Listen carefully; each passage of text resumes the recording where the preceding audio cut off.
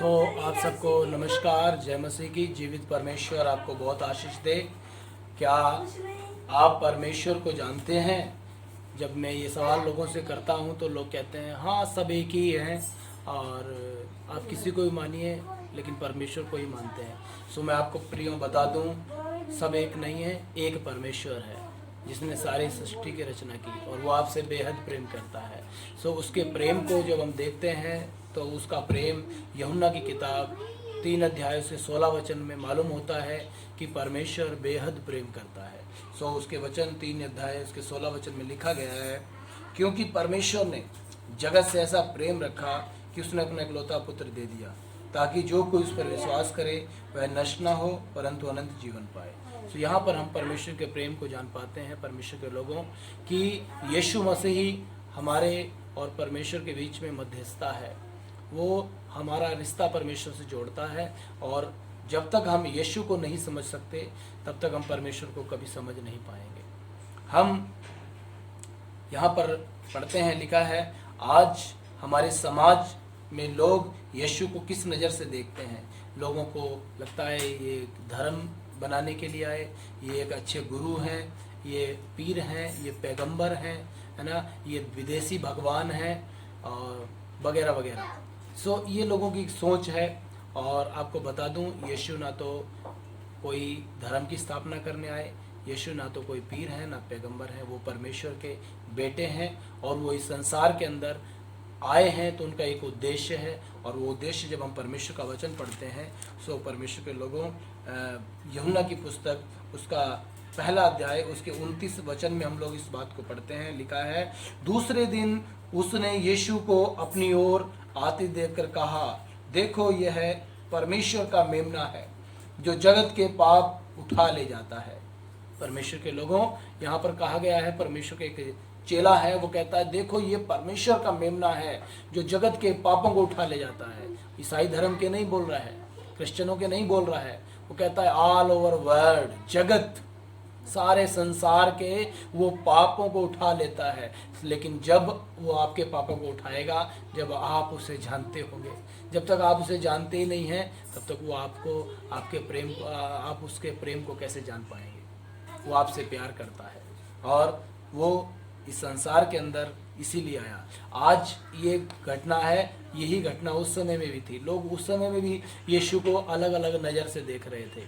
हम देखते हैं मत्ती की किताब 16 अध्याय उसके 13 से 16 वचन तक, मत्ती रचित सुसमाचार और उसके 16 अध्याय उसके 13 वचन से 16 वचन तक पढ़ेंगे। और यहाँ पर उसके विषय में लिखा गया है। उस समय में भी लोग कंफ्यूज थे कि ये कौन है, ये व्यक्ति अद्भुत कामों को कर देता है, ये व्यक्ति बड़े चमत्कारों को करता है, ये कौन है। उस समय में भी कंफ्यूज थे और आज भी लोग कंफ्यूज हैं। यहाँ पर लिखा गया है, यीशु कैसरिया से फिलिप्पी के प्रदेश में आया और अपने चेलों से पूछने लगा, लोग मनुष्य के पुत्र को क्या कहते हैं। उन्होंने कहा, कुछ तो यूहन्ना बपतिस्मा देने वाला कहते हैं, और कुछ एलिया, और कुछ यिर्मयाह भविष्यवक्ता में से कोई एक कहते हैं। परमेश्वर के लोगों, उस समय के लोग कंफ्यूज थे और आज के भी लोग कंफ्यूज हैं। आज के लोग भी अलग अलग नज़र से प्रभु यीशु को देखते हैं, जैसा उस समय में भी प्रभु यीशु मसीह को देखते थे। मैं आपको बता दूं, यीशु परमेश्वर के पुत्र हैं।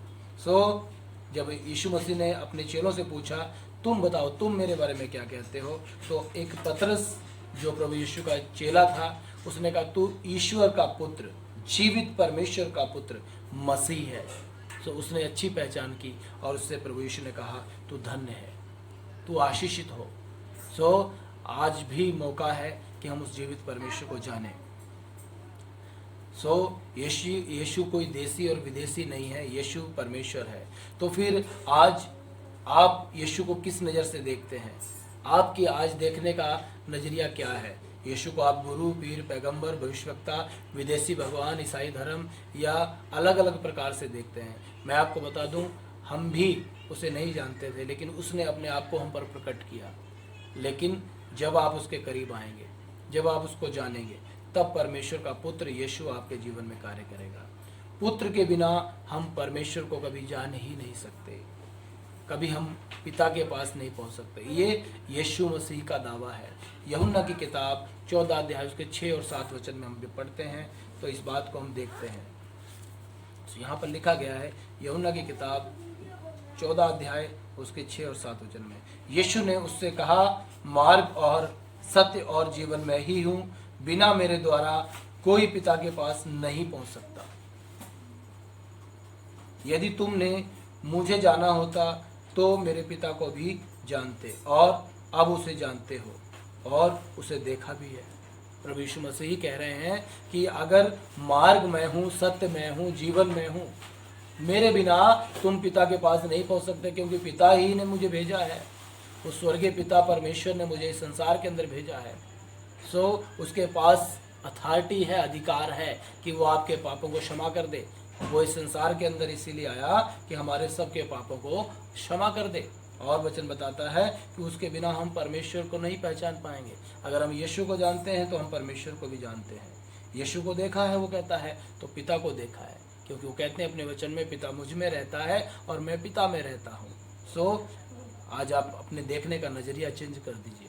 आज आपने देखने का नज़रिया बदल दीजिए। आज यीशु परमेश्वर का पुत्र है और वो वचन बताता है प्रकाशित वाक्य 3 अध्याय उसके 20 वचन में, देख मैं तेरे द्वार पर खड़ा हुआ खटखटाता हूँ, अगर तू दिल का दरवाज़ा खोलेगा तो मैं भीतर आकर के तेरे साथ भोजन करूँगा। आज आपके पास ज़रूरत है कि अपने हृदय के दरवाजे को खोलें और कहें, हे परमेश्वर पुत्र यीशु, हे मेरे पापों को हरने वाले, आओ, वेलकम, मैं आपका स्वागत करता हूँ।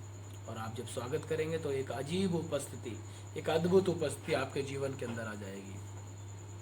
हमें और सारे संसार के लोगों को यीशु की ज़रूरत है, मुझे भी और सारे संसार के लोगों को यीशु की ज़रूरत है, क्योंकि वह परमेश्वर और मनुष्य जाति के बीच में खड़ा है कि मनुष्य को परमेश्वर से मिलाए। मुझे भी और आपको भी और सारे संसार को यीशु मसीह की ज़रूरत है, और वो हमारे और आप परमेश्वर के बीच में मध्यस्थता है। पहला तीमुथियुस 2 अध्याय उसके 4 से 6 वचन तक हम लोग पढ़ते हैं तो यहाँ पर इस प्रकार से पाते हैं, जो ये चाहता है कि सब मनुष्यों का उद्धार हो और वे सत्य को भली भांति पहचान लें, क्योंकि परमेश्वर एक ही है और परमेश्वर और मनुष्यों के बीच में भी एक ही बिचवई है, अर्थात मसीह यीशु जो मनुष्य है, जिसने अपने आप को सबके छुटकारे के दाम में दे दिया और उसकी गवाही ठीक समय पर दी गई। सो ये परमेश्वर का वचन है। वो कहता है बीच में खड़ा है, बिचवई है वो, मेरे और आपके लिए वो मध्यस्थता करता है। आज मुझे और आपको उसकी ज़रूरत है। मनुष्य यीशु के बिना कुछ भी नहीं है। ना आपको क्षमा प्राप्त हो सकती है और ना आपको मोक्ष प्राप्त हो सकता है, यानी उद्धार प्राप्त हो सकता है। कोई इंसान मोक्ष को प्राप्त कर ही नहीं सकता जब तक हम प्रभु यीशु को ना माने, और जीवित परमेश्वर को कभी वो व्यक्ति जान ही नहीं पाएगा। हम जानते हैं तो हम कुछ रीति रिवाजों को जो हमें हमारे माता पिता से मिले हैं उन्हीं को हम मानते रहते हैं, और एक बहुत बड़ा भय और डर हमारे जीवन के अंदर लगा रहता है कि हम यीशु के करीब आएंगे तो पता नहीं क्या होगा। परमेश्वर के लोगों, परमेश्वर का वचन बताता है जब एक व्यक्ति इस पृथ्वी के ऊपर अपने बुरी चाल से फिरता है तो स्वर्ग में आनंद किया जाता है।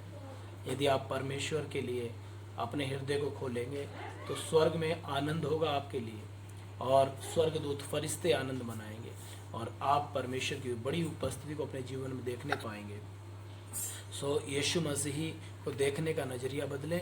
परमेश्वर का वचन बताता है वो ईश्वर पुत्र हैं और वो इसलिए आए कि हमारे पापों को हर ले जाए।